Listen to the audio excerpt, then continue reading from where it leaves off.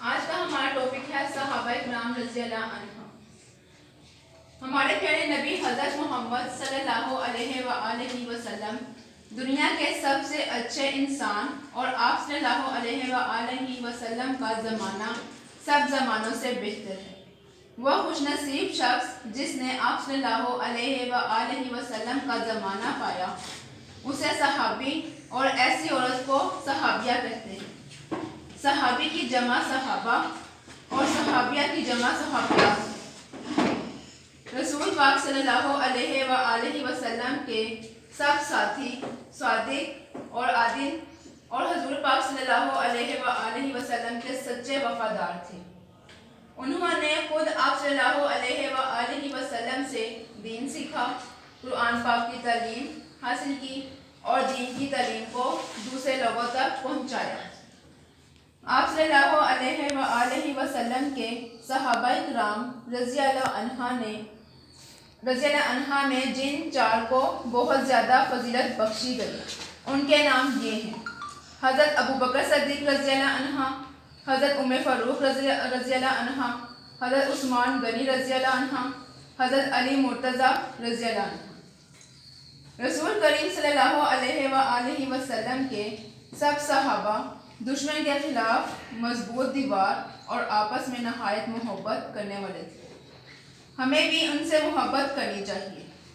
جب کسی صحابی کا نام آئے تو رضی اللہ عنہ اور صحابیہ کا نام پڑھا لکھا یا سنا جائے تو رضی اللہ عنہ کہنا چاہیے۔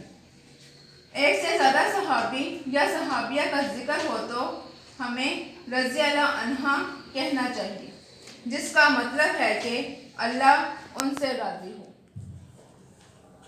کیا سمجھ آئی آپ کو؟ کیا بتایا گیا صحابہ کرام رضی اللہ عنہ کے بارے میں؟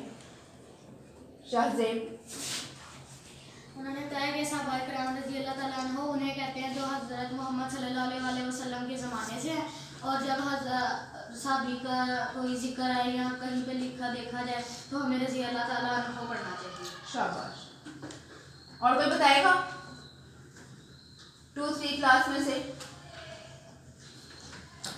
اچھا صحابہ، اب میں آپ سے کوشچن کرتی ہوں، صحابی کسے کہتے ہیں؟ جی صحابہ مرد کو کہتے ہیں اور صحابیہ عورت کو کہتے ہیں۔ ٹھیک ہے، 4 مشہور صحابہ کرام کے نام بتائیں۔ گرلز، خدیجہ۔ صحابہ کرام جو 4 نام بتائے تھے صحابہ کرام کے، کون کون سے؟ حضرت ابوبکر صدیق، حضرت عمر فاروق رضی اللہ عنہ، حضرت عثمان غنی رضی اللہ عنہ، اور حضرت شاباش۔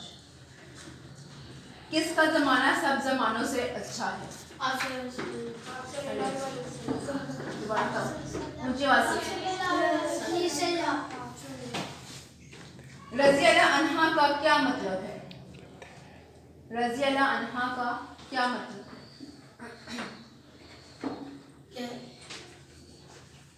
کہ اللہ ان سے راضی ہے۔ شاباش، ویری گڈ۔